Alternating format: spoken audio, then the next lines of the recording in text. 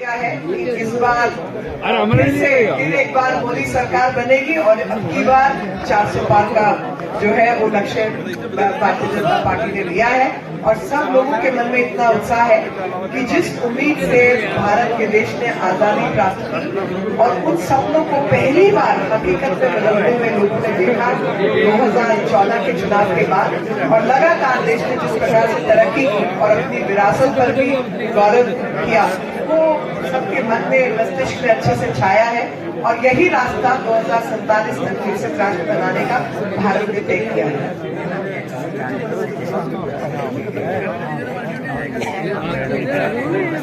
भाई साहब, पार्टी जैसा सोचती है, जो करती है बड़ा अच्छा करती है, और कोई टिकट काटना वटना ये सब नहीं होता। भारतीय जनता पार्टी को पता है 400 कैसे पार करना है, और उसी की तैयारी है। मैं कहती हूं इससे बड़ा पाप नहीं हो सकता। भाई मैं जितनी मर्जी राजनीति कर लूं, कोई कांग्रेसी है, कोई और पार्टी का है, कुछ है, मौत तो हम किसी की नहीं चाहते जी। हम कहेंगे उसका परिवार चलता रहे, हम उसको चुनाव में हराते रहेंगे, यही कहेंगे ना, या नहीं? मृत्यु की कामना परिवार को दुख ये सब नहीं होता, या अपनी राजनीति के लिए किसी की मौत चाहना। घटिया राजनीति ऐसे समय पर जब देश में आपदा है, दुनिया में आपदा है, हम भी जीवित रहेंगे या नहीं इसकी जानकारी नहीं है, तब भी ऐसी घटिया राजनीति की कि वैक्सीन मत लगाओ, बीजेपी की वैक्सीन है, आप वैक्सीन मत लगाओ नपुंसक हो जाओगे, बोला जा रहा था या नहीं? बोला जा रहा था। कौन कर रहा था ये हरकतें? और कौन हरकतें कर रहा था? जो जब हमने स्कीम बनाई कि सबसे पहले वैक्सीन बुजुर्गों को लगेगी, 60 से ऊपर वालों को सबसे पहले वैक्सीन लगेगी कोरोना वॉरियर्स के बाद। भाई जाहिर सी बात है, जिन्होंने सड़क पर काम करना है, देश की रक्षा में काम करना है, अस्पतालों में काम करना है, सफाई कर्मचारी हैं, बिजली ठीक करने वाले हैं, जिन्होंने जनता की सेवा करनी है, सबसे पहले वैक्सीन उनको लगनी चाहिए, क्योंकि वो लोग नहीं रहेंगे तो हमारी सेवा कौन करेगा जी? पहले वो रहेंगे तो हमारा काम होगा, इसलिए पहला वैक्सीन का डोज उन्हीं को मिलना चाहिए। जब आपूर्ति में कमी है, मतलब 120 करोड़ लोगों को आप एक साथ तो वैक्सीन नहीं लगा सकते, आपको कोई तो स्कीम तय करनी पड़ेगी। तो हमने तय किया कि सबसे पहले कोरोना वॉरियर्स के बाद वैक्सीन लगेगी सीनियर सिटीजन को, क्योंकि जैसे जैसे हमारी उम्र बढ़ती है वैसे वैसे हमारी रोग से लड़ने की क्षमता घटती है। तो रोग से लड़ने की क्षमता, इम्यूनिटी कम होगी, तो पहले जितने बुजुर्ग हैं, सीनियर सिटीजन है, उनको पहले लगाओ, और फिर धीरे धीरे उम्र, मतलब 60, फिर 45, फिर 35, फिर उसके बाद 18, फिर 18 के नीचे वाले, ऐसा सोचा, क्योंकि रोग से लड़ने की क्षमता जितने युवा है, जितने बालक है, उनकी ज्यादा है। जितने सीनियर सिटीजन है भाई उसको नहीं लगेगी तो कुछ भी हो सकता है, लेकिन जो 18 से कम वाला है उसको नहीं भी लगेगी, थोड़ा बीमार पड़ेगा लेकिन ठीक हो जाएगा, क्योंकि रोग से लड़ने की क्षमता उसके शरीर में ज्यादा है। ऐसे समय पर क्या कहा, जब हम बुजुर्गों को लगा रहे थे वैक्सीन, तो कहा मेरे बच्चों की वैक्सीन कहाँ गई? कहा था या नहीं?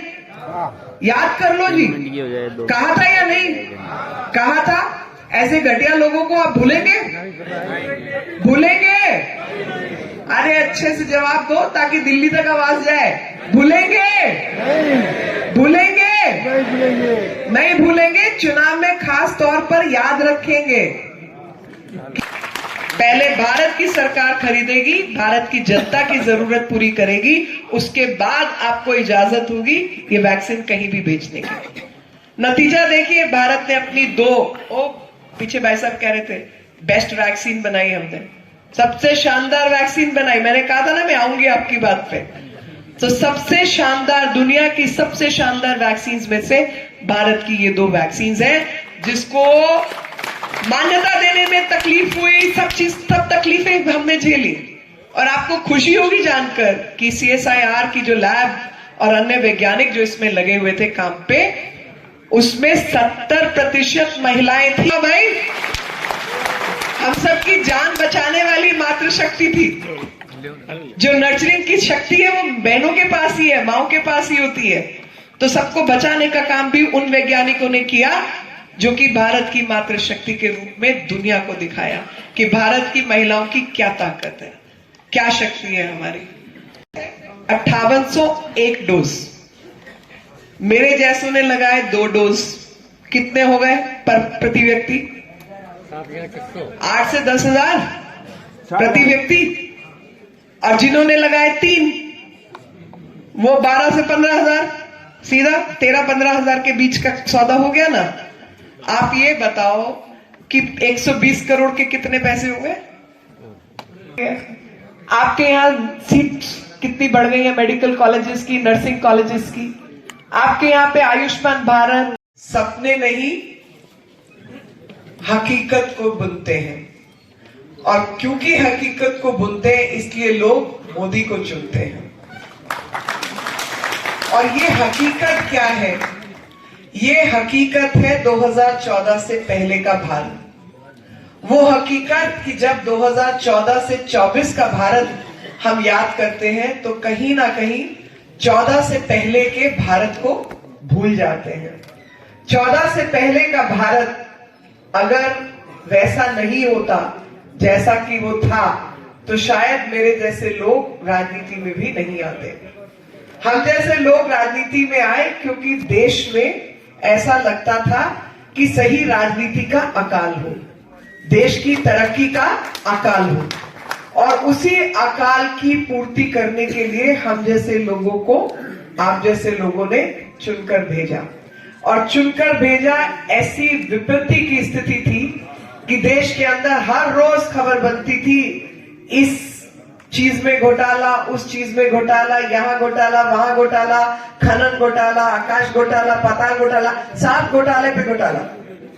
और जिन लोगों को हम चाहते थे कि देश की रक्षा करें, देश की सुरक्षा करें, तो रक्षा के मामले में भी पीछे, सुरक्षा के मामले में भी पीछे, हर चीज के अंदर पीछे वाले बन के बैठ गए थे। हर चीज में भारत का आकलन नीचे से शुरू होता था। ऐसे भारत की हकीकत को बदलने के लिए आज भारत की जो हकीकत है उसको बुनने के लिए सबने मिलकर मोदी जी को चुनकर भारत का प्रधानमंत्री बनाया।